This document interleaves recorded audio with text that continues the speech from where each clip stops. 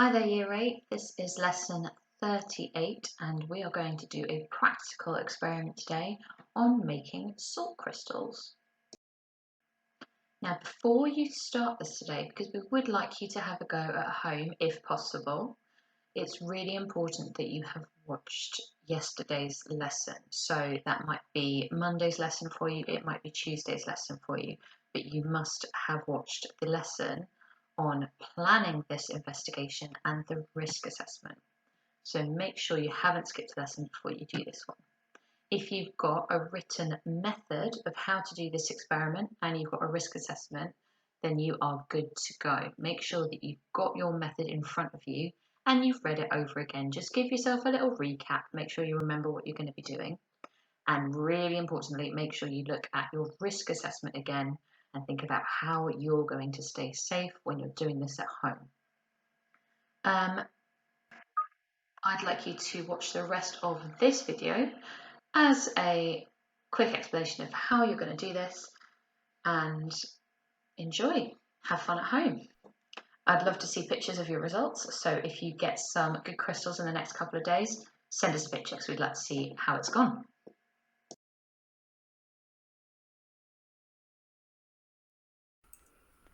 So today we are going to make salt crystals. So we have some water in here, and then we are going to use copper sulfate. I'll show you what that is here. There we go. Oh, nice so blue. Lovely blue colour. What you're going to do at home though, you're going to make your own crystals and you're going to make it out of table salt. We're just making it out of copper sulfate to make it more fun and because we can. So I'm going to put a couple of spoonfuls of this, or spatulas shall we say, in here. So when you're doing this at home, guys, you're going to be putting lots and lots of table salt in water. Basically, the more salt you put in, the better. And what you want to do is stir in your salt until it dissolves, until you can't see it. Then stir in even more. And keep going until it doesn't dissolve anymore, because that means that your solution is saturated. It means that it cannot hold, it cannot dissolve any more salt. I would suggest to use warm water or hot water, not too hot because you've got to be careful in case you spill it, but warm water obviously will hold more salt than this cold water. So keep stirring, stirring, stirring. Most of that's dissolved, so I'm going to add a bit more. Got a nice bit of blue colour from these copper sulfate crystals. Maybe. If you've got a bit of food colouring at home, you might want to add that, see what happens. Why not? Remember, as much salt as you can until you can still see the grains. So really make sure you're stirring it in nice warm water and then keep adding until it doesn't dissolve anymore. And use normal table salt rather than the rock salt. So you don't want the stuff where you have to grind it up. The smaller the granules, the better. Don't nick the fancy salt.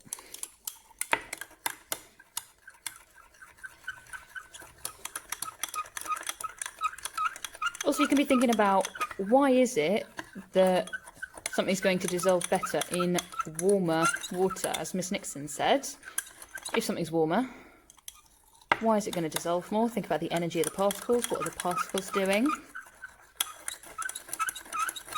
So you've done separation technique. So I've got some lumps in this now. So have a little think about how I could just get the lumps out. What technique would I use? Do you think we should filter it, miss? Oh, yeah, let's spoil ourselves. Okay. So we've filtered it, and here's what we've got. So this is what we call residue. Remember that when we filter it? And this is our filtrate. So I'm going to pop our gauze on top. So you might want to draw a little diagram of the apparatus we've used here. And this is an evaporating dish, also known as a crucible. So we are going to pour our dissolved copper sulfate solution. So you will pour your salt solution into a little dish, and you're going to leave it on a windowsill to grow your crystals. what we're doing here, we're going to speed things up. We've got a lot of fluid in here, so we're going to try and get rid of some of that excess water really quickly. So we're going to evaporate that, and then once we've got this down to about half the liquid, we are then going to leave it on a windowsill or somewhere warm, or near a radiator if you've got your heating on at the moment, and we're going to allow that to steadily evaporate the water. And the longer it takes, the bigger the crystals we're going to get. What do you think, Miss? Yeah, I think you guys should get some really nice crystals at home, because we're just speeding this up right now. So our crystals are probably going to be kind of small, you know, maybe granular. Quite granular. But you don't need to do this boiling step. So as soon as you've dissolved your salt, like Miss Nixon says, just pop it in a bowl, a nice shallow dish if you've got one. Yeah. Shallow bowl or a plate with some raised edges, and leave it to evaporate. And you should get some really nice big salt crystals, maybe with a bit of colour if you've put some food colouring in there. See what you can make. This is actually similar to an experiment that you will do in your GCSE years.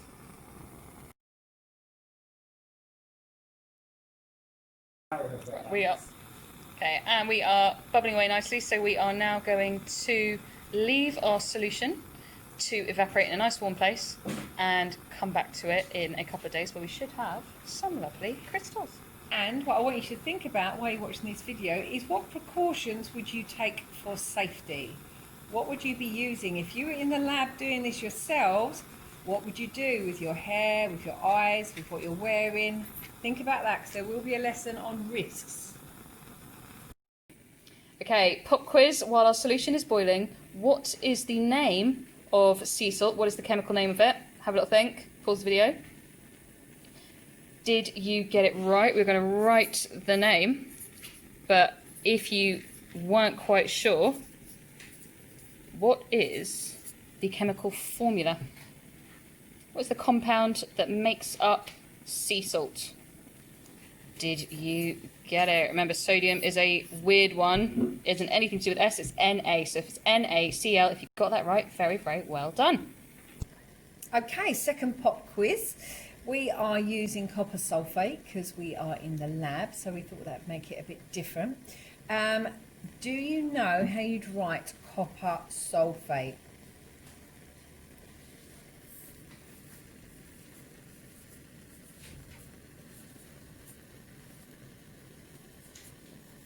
So it's not an F, it is a PH, although you could write sulfur like that or like that. This one is actually the British way of doing it, and this one is the international way of doing it. So now you see if you could put copper sulfate into symbols, exactly like you did with the sodium chloride. What are we thinking? Bit more tricky. That 8 is a bit trickier. So this 8 tells us that there is 1, 2, 3 things in it. So we have copper in it, Cu. We have sulfur in it. So here's our sulfur, there's our S. That 8 means there is a third element in this, which is normally, the 8 normally represents oxygen. And we need a little 4 on there, because that means there's 4 oxygen molecules in there, a bit like you have H2O, 2 hydrogen for 1 oxygen. In this case, we have 4 oxygens with 1 sulfur and 1 copper. That makes copper sulfate.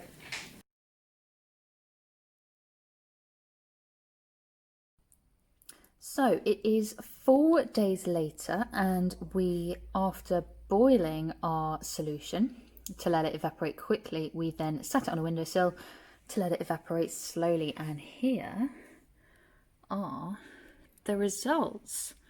So you can see something straight away, and hopefully you can spot the difference between the crystals that have formed quickly and made small crystals, and the crystals that have formed slowly and made those really cool big crystals in the middle, looking beautiful.